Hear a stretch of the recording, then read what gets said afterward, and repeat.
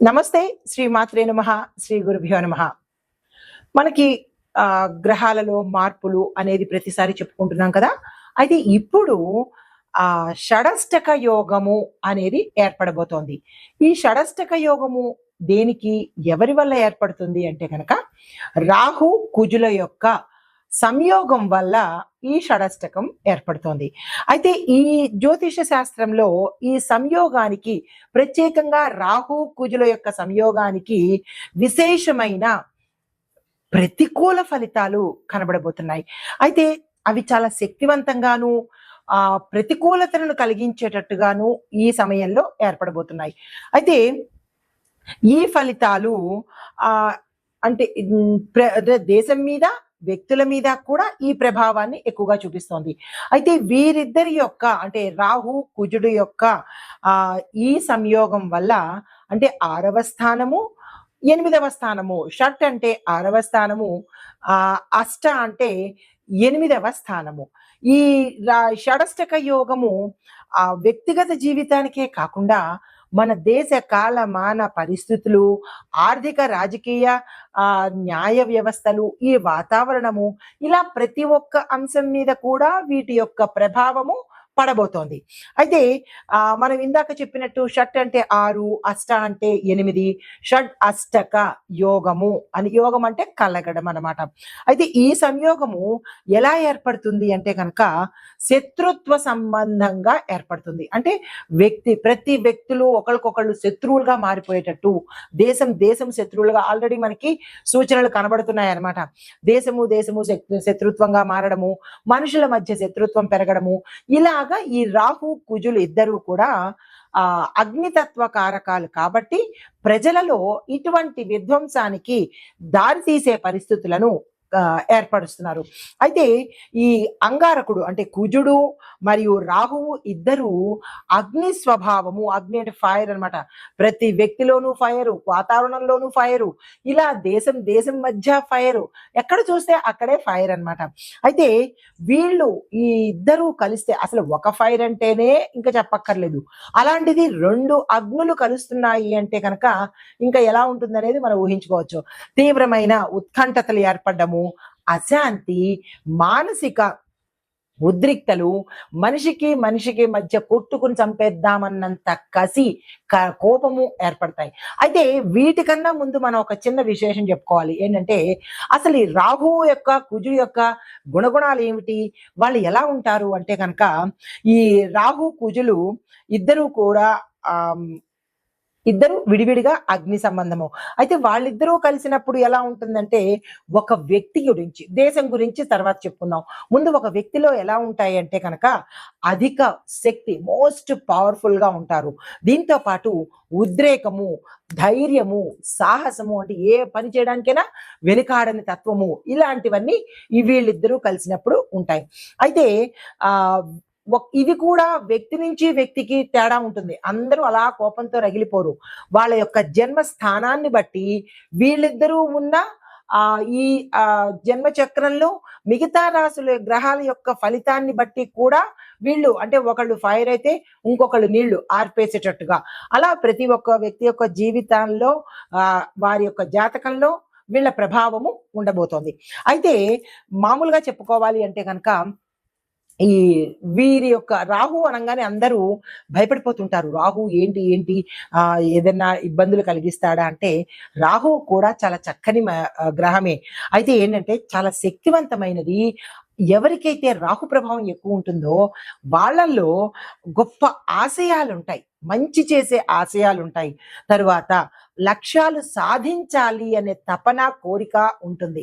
అంటే రాహు చెడే కాదు, మంచి కూడా చేస్తాడనమాట. అయితే దీంతో పాటు ఏంటంటే సక్సెస్ సాధించాలనే కోరిక, ప్రతి వ్యక్తిలోనూ సక్సెస్ సాధించాలి అనే తపన, క్రేవ్ ఉంటే కనుక వాళ్ళలో రాహు ఎక్కువగా ఉన్నాడు, రాహు ప్రభావం ఎక్కువగా ఉంది అని మనం కొంచెంగా గమనించుకోవచ్చు. అయితే ఈ రాహు మార్పు చెందిన దాన్ని బట్టి ఆయన కొంచెం పక్కకు పెడితే మిగతా గ్రహాల యొక్క ఇన్ఫ్లుయెన్స్ ఎక్కువగా పడిపోయి కొంచెం మనం స్లో అయిపోయేటట్టుగా ఉంటుందన్నమాట. అయితే రాహు ఏం చేస్తాడంటే మానసిక రుగ్మతలు కూడా, అంటే నేనేం చేయలేనేమో, నేను ఎందుకు పనికిరానేమో, ఇలాంటివన్నీ కూడా ఒక్కొక్కసారి తన ప్రభావాన్ని చూపిస్తుంటాడు. మంచివాడే కానీ భయాలు, నేనేమీ చేయలేనేమో అన్న నిస్సత్తువ ఒక్కొక్కసారి ప్రతి మనిషికి ఆవరిస్తూ ఉంటుంది. అప్పుడు మనం ధైర్యం తెచ్చుకుని ఎస్ ఐ కెన్ డూ, నేను ఎందుకు చెయ్యలేను అని మనకి మనమే ప్రోత్సాహం చేసుకుంటూ ఉండాలి. అయితే ఈ రాహు మరొకటి ఏం చేస్తాడంటే భావోద్వేగాలని కలిగిస్తూ ఉంటాడు. ఆందోళనకి ఎమోషన్స్ ఎక్కువగా అనమాట. మంచైనా ఎమోషనల్ గా ఫీల్ అయిపోతాడు, చెడైనా ఎమోషనల్ గా రియాక్ట్ అయిపోతాడు. అంటే ఇలాగ చెడుకి అంటే ఎమోషన్స్ వైపు ఎక్కువగా మళ్ళేందుకు చేస్తాడు. దీంతో పాటు ఇప్పుడు కుజుడు గురించి గుణగణాలు తెలుసుకుందాము. కుజుడు ఎలాంటి వాడంటే ఒక వ్యక్తిలో ఎక్కువగా పవర్నెస్ ఇస్తాడు. అంటే అది వాక్కులో కావచ్చు, అతను చేసే విధానంలో కావచ్చు, చాలా శక్తివంతంగా ఉంటాడు. మనకు అర్థమైపోతుంటుంది మనిషిని చూడంగానే, అమ్మో చాలా ఫైర్ బ్రాండ్ రా, చాలా ఫైర్ గా ఉన్నాడు అని అనుకుంటూ ఉంటాం అనమాట. అంటే అతనిలో ఎక్కువగా కుజ అగ్నితత్వం ఎక్కువగా ఉంటుంది. అంటే కుజ సంబంధిత ఇన్ఫ్లుయెన్స్ ఎక్కువగా ఆ వ్యక్తిలో ఉంటుందన్నమాట. అయితే దాన్ని మనిషి శక్తివంతంగా ఉపయోగించుకోవాలి. చెడుకు ఉపయోగిస్తే చెడుగానే ఉంటుంది. అది మంచిగా ఉపయోగించుకునే నిర్ణయాలు తీసుకోవాలి. శక్తివంతమైన నిర్ణయాలు తీసుకోవడానికి కూడా ఈ కుజుడు ఉపయోగపడతాడు. అయితే ఒక వ్యక్తిలో కుజుడు ఎక్కువగా ఉన్నాడు అని చెప్పడానికి ఫైర్, ఆవేశము, ఈ ఆవేశంతో పాటు ఎక్కువగా విధ్వంసానికి దారి తీయడము, ముందుకి తగాదాకి ముందుకు వెళ్ళిపోవడము, ఇలాంటివన్నీ కుజతత్వంగా కనబడుతుంది. అయితే ఈ రెండు ఫైర్ బ్రాండ్లు కలిస్తే ఎలా షడష్టక యోగం ఉండబోతోంది, దేశం మీద మనిషి మీద ఎలా ఉండబోతోంది అనేవి చూస్తే మనం ఊహించుకోవడానికి కూడా అందుబాటులో లేనట్టుగా ఉంటుందన్నమాట. అయితే ఇక్కడ ఒక ముఖ్య గమనించుకోవాలి, ఇది ఎలా ఉంటుందంటే వీళ్ళిద్దరి కలయిక వాళ్ళ వాళ్ళ వ్యక్తిగత జాతకం మీద మాత్రమే ఆధారపడి ఉంటుంది. అందరూ చెడ్డవారు కాదు, అలా అని మంచి అని కాదు. ఈ ప్రవేశం ద్వారా ఏ స్థానాల్లో ఉంటున్నారు అనే అంశాలని మనం ఇప్పుడు పరిశీలన చేద్దాము. ఇప్పుడు నేను ముందుగా మీకు ఏం చెప్పాను, రాహు యొక్క గుణగణాలు, కుజుడు యొక్క గుణగణాలు చెప్పాను. అయితే వీరిద్దరూ కలిసి మనకి ఎలాంటి ఈ 2025లో ఎలాంటి యోగాలను ఇవ్వబోతున్నారు అంటే కనుక, కుజుడు మకర రాశిలో ప్రవేశించినప్పుడు ఎంతవరకు ఉంటాడంటే ఆగస్టు 10వ తారీఖు వరకు అతను చక్కగా స్థిరంగా ఉంటాడనమాట. తర్వాత రాహు ఏం చేస్తున్నాడు, తులారాశిలో ప్రవేశించి 2026 వరకు స్థాపయామి పూజయామి అన్నట్టుగా చక్కగా అక్కడే ఉంటాడు. తులారాశిలోనే 2026 వరకు కూర్చుంటాడు. అయితే మకర తులారాశుల మధ్య, అంటే ఇప్పుడు మనకి షడష్టకం జరిగేది మకర తులారాశుల మీద జరుగుతోంది. ఈ సంబంధం వల్ల ఎలా ఉంటుంది, మకరం నుంచి తులా దగ్గరికి వచ్చేటప్పటికి 10వ స్థానం కలుగుతోంది. మకరం నుంచి వెనక్కి లెక్క పెట్టుకుని తులా దగ్గరికి వచ్చేటప్పటికి 10వ స్థానము, తులా నుంచి మకరానికి లెక్క పెట్టుకున్నట్టయితే 4వ స్థానంలోనూ ఏర్పడుతోంది. అయితే ఈ స్థానాల యొక్క వీరితో పాటు ఈ స్థానాలలో ఎవరెవరు శుభగ్రహాలు ఉన్నాయనే అంశాన్ని చూద్దాము. అయితే ముందుగా సూర్యుడు ఏ రాశిలో ఉన్నాడంటే కనుక కర్కాటక సింహరాశిలో సంచారం చేస్తున్నాడు. చంద్రుడు అప్పటికప్పుడు మారుతూ ఉంటాడుగా, శుక్లపక్షం నుంచి కృష్ణపక్షానికి, కృష్ణ నుంచి శుక్లపక్షానికి మారుతూ ఉంటాడు. అయితే బుధుడు ఏం చేస్తున్నాడు, కర్కాటకం నుంచి సింహంలోకి వెళ్తున్నాడు. శుక్రుడు ఏం చేస్తున్నాడు, సింహం నుంచి కన్యాలోకి మారుతున్నాడు. రాహు ఏం చేస్తున్నాడు, తులారాశిలో స్థిరంగా 2026 వరకు చక్కగా పేటేసి కూర్చున్నాడు. అయితే కుజుడు ఎలా ఉన్నాడు, మకర రాశిలో ఉచ్చ స్థితిలో, ఇంకా వీళ్ళకి పట్టిందల్లా బంగారమే, ఏది పడితే అది బంగారం అన్నట్టు మకర రాశి వాళ్ళకి ఇన్నాళ్ళు చాలా ఇబ్బందులు పడ్డారు. 7.5 సంవత్సరాలంటే మాటలు కాదు. ఈ సంవత్సరాలలో శని భగవానుడు చాలా ఇబ్బంది పెట్టాడు. శని భగవానుడితో పాటు మిగతా గ్రహాలు కూడా ఇబ్బంది పెట్టాయి. ఇప్పుడు అవన్నీ రిలాక్స్ అయ్యి ఉచ్చ స్థితిలో కుజుడు మకర రాశిలో చక్కగా కూర్చున్నాడు. అయితే కేతు ఏం చేశాడు, మేషరాశిలోను, గురుడు వృషభ రాశిలోను, శని కుంభరాశిలోను ఈ షడష్టక యోగంలో సంచారం చేస్తున్నారు. అయితే వీళ్ళిద్దరు ఫైర్ ని ఈ మిగతా వాళ్ళు కొంచెం తగ్గు అన్నట్టుగా తగ్గిస్తూ, ఎక్కడ కోపం పెట్టాలి, ఎక్కడ విధ్వంసం పెట్టాలి అక్కడ పెడుతూ, ఎక్కడ అగ్రెసివ్ గా ఉండాలి, ఎక్కడ కూల్ గా ఉండాలి అనే విషయాన్ని మిగతా గ్రహాలు వీళ్ళిద్దరిని మంచికి ఉపయోగిస్తారు, చెడుకి కూడా ఉపయోగిస్తారు. అంటే కర్మని ఎక్కడ ఎవరికి ఎలా అందివ్వాలో అలా చక్కగా పంచిపెడతారు స్వీట్లు పంచినట్టుగా. అయితే ఇప్పుడు మన దేశ కాలమాన పరిస్థితులను చూద్దాము. రాహు కుజు ఇద్దర్లు ఏం చేస్తారంటే వాళ్ళిద్దరూ అల్లర్లు సృష్టిస్తారు. ఎక్కడ పడితే అక్కడ గొడవలు పెట్టేస్తూ ఉంటారు. అగ్ని ప్రమాదాలు చక్కగా జరుగుతూ ఉంటాయి. షాపుల్లోనూ ఇళ్లల్లోనూ ఎక్కడ పడితే అక్కడ చక్కగా అగ్ని ప్రమాదాలకి కొదవలేదు. ఇద్దరు ఫైర్ బ్రాండ్సే. అయితే రాజకీయంగా ఏం చేస్తారు, కలహాలు పెట్టేస్తారు, ఒకరికొకరికి జుట్లు ముడి పెట్టేస్తారు. దీంతో పాటు మకరంలో కుజుడు ఏం చేస్తున్నాడు, చాలా శక్తివంతంగా ఉచ్చ స్థితిలో ఉన్నాడు కదా. దీనివల్ల ఏంటంటే రాజకీయాలలో ఊహించని మార్పులు, మిలిటరీ పోలీస్ రంగంలో కూడా మనకి మార్పులు సంభవించబోతున్నాయి. అవి మోస్ట్ పవర్ఫుల్ పొజిషన్స్ కదా, దానిలో మనకి మార్పులు కనిపిస్తాయి.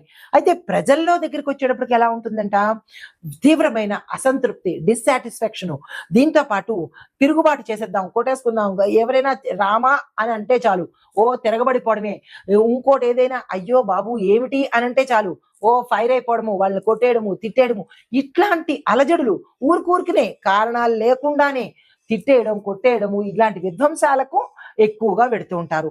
దీంతో పాటు విపరీతమైన పరిణామాలు కూడా చోటు చేసుకోవడానికి చాలా చాలా అవకాశాలు మనకి ఆగస్టు 10 వరకు, తరువాత కొంత సమయంలో 2026 వరకు గోచరిస్తున్నాయి. అంటే మనమందరము గుప్పెట్లో పెట్టుకుని ప్రాణాలు ఉన్నట్టుగా ఉండవలసిన పరిస్థితి.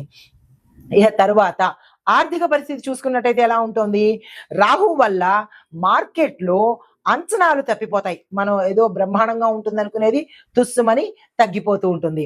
తర్వాత నిఫ్టీ, బిఎస్సి లాంటి స్టాక్ మార్కెట్స్ అస్థిరంగా ఉండిపోతాయి. ఇటు కదలవు అటు కదలవు, సాచ్యురేటెడ్ గా ఉండిపోతాయి అన్నమాట. అంటే ఎవరికి పెట్టాలా వద్దా అనేది డైలమాలో ఉండిపోతారు. తర్వాత విదేశీ పెట్టుబడులు ఒక అడుగు వెనక్కి పెడతాయి. పెట్టాలా వద్దా, పోన్లే ఎందుకు వచ్చిన గొడవ అని వెనక్కి వెళ్ళిపోతారు. డాలర్ మారకం విలువలో హెచ్చు తగ్గులు ఉంటాయి. అంటే డాలర్లో ఒక్కొక్కసారి రూపాయి విలువ ఎక్కువగాను, ఒక్కొక్కసారి తక్కువగాను ఉంటుంది. ఏది ఒక స్టాండర్డ్ గా అనేది ఈ సమయంలో ఉండదు. దీంతో పాటు ప్రభుత్వానికి ఖర్చులు కూడా ఎక్కువగా పెరుగుతాయి.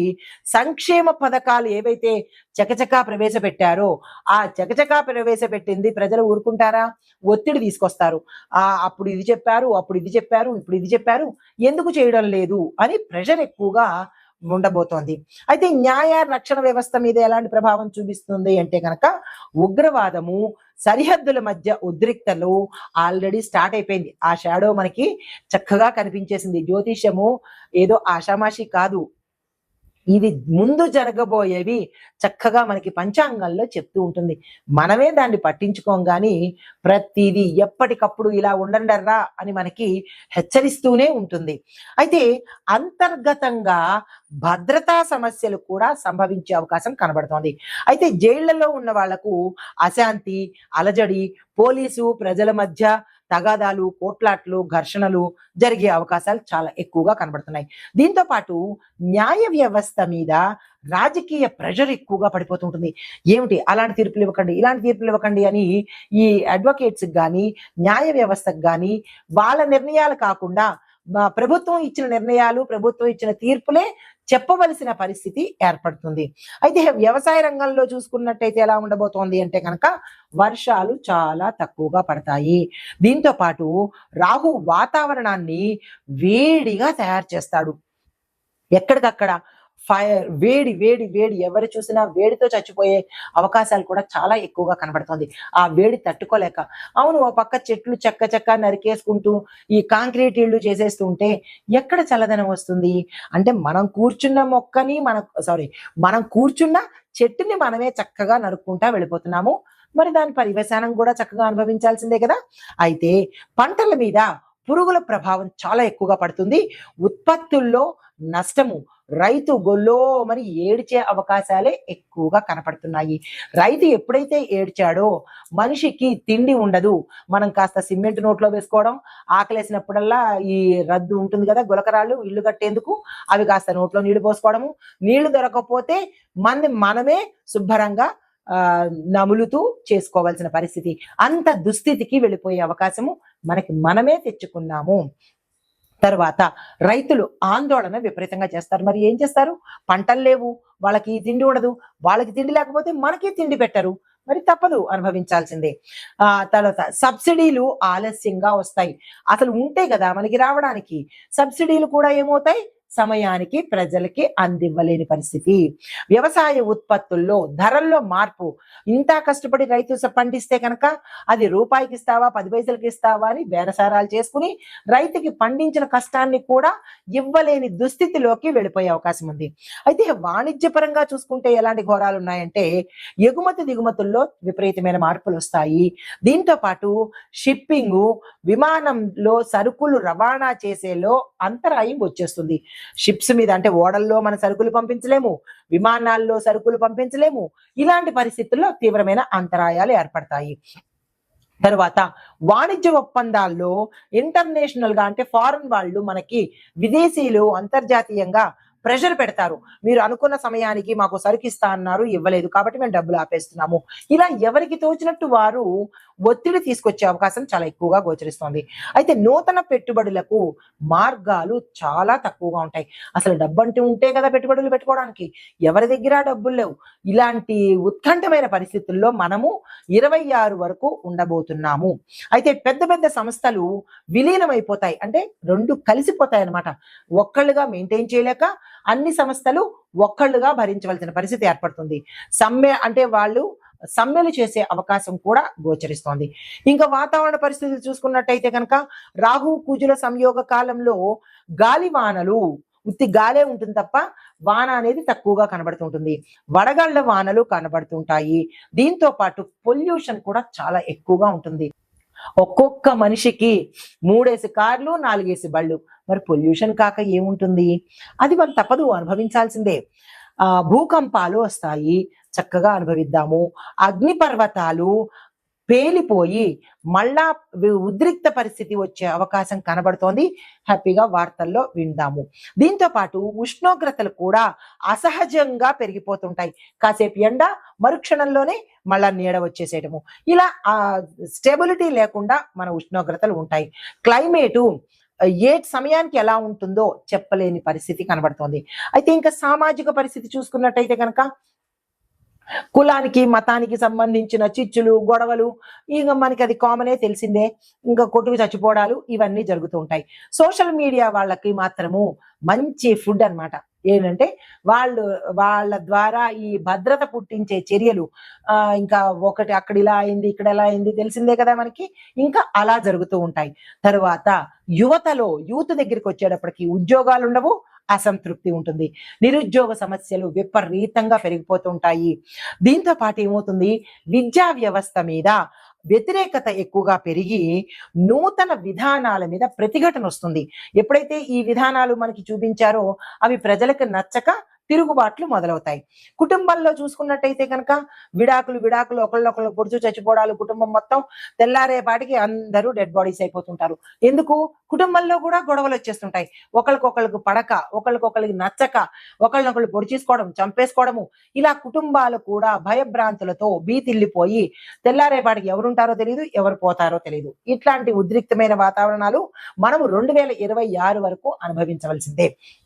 తర్వాత మరి వీటికి నివారణ లేదా అంటే కనుక కుజదోష నివారణ కోసము ఎవరికి వారు హనుమాన్ చాలీసా పఠించుకోవాలి. నా కుటుంబం చల్లగా ఉండాలి అంటే కనుక హనుమాన్ చాలీసా పఠించుకోవాలి. మీ కుటుంబం చల్లగా ఉండాలి అంటే కనుక హనుమాన్ చాలీసా పఠించుకోవాలి. ఎవరికి వారే భద్రత తీసుకోవాలి. దీంతో పాటు మంగళవారం ఉపవాసం ఉండండి. ప్రతిరోజు తినేయక్కర్లేదు కదా, మంగళవారం ఉపవాసం ఉండండి. రాహు గ్రహ నివారణ కోసము కాళీమాతను, సుబ్రహ్మణ్యేశ్వర స్వామిని తప్పకుండా మనం ఆరాధన చేయాలి. రాహు కేతువుల శాంతి కోసము పూజలు, అంటే దేవాలయాల్లో పూజలు, పునస్కారాలు, దానాలు తప్పనిసరిగా శాంతింపజేయాలి. ఆర్థిక రంగంలో పెట్టుబడులకు ఎంత తక్కువగా అయితే ప్రజలు ముందుకొస్తారు అనే ఆలోచన ప్రభుత్వం చేసుకోవాలి. రైతులు చేయవలసిన పని ఏంటంటే కనుక పంటలు, సరుకుల మీద భద్రత అనేది పెట్టుకోవాలి. ఇలాంటి నివారణలు తీసుకుంటే కాస్త ఉపశమనం అనేది కొంతవరకు కనపడచ్చు. ఇప్పుడు ఈ షడష్టక యోగంలో మేషాది ద్వాదశ రాశుల వారికి ఒక్కొక్కరికి ఎలా ఉండబోతోంది అనే అంశాన్ని కనుక పరిశీలించినట్టయితే గ్రహస్థానాలు కుజుడు 10వ స్థానంలో, కర్మస్థానంలో ఉన్నాడు.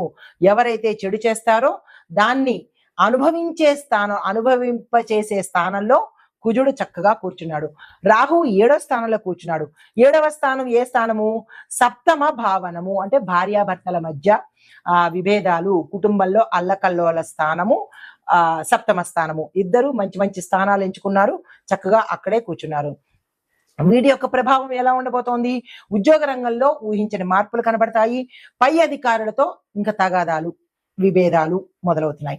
వ్యాపార సంబంధాల్లో భాగస్వాముల మధ్య ఫైర్, భాగస్వాముల మధ్య తగాదాలు, భాగస్వాముల మధ్య కొట్టుకోవడాలు, దంపతుల మధ్య భేదాభిప్రాయాలు, కొట్టుకోవడాలు, చావడాలు, చంపుకోవడాలు, నరుక్కోవడాలు ఇలాంటివి తప్పదు. అయితే న్యాయపరంగా చూసుకున్నట్టయితే సమస్యల చుట్టూ తిరిగే అవకాశం కనబడుతోంది.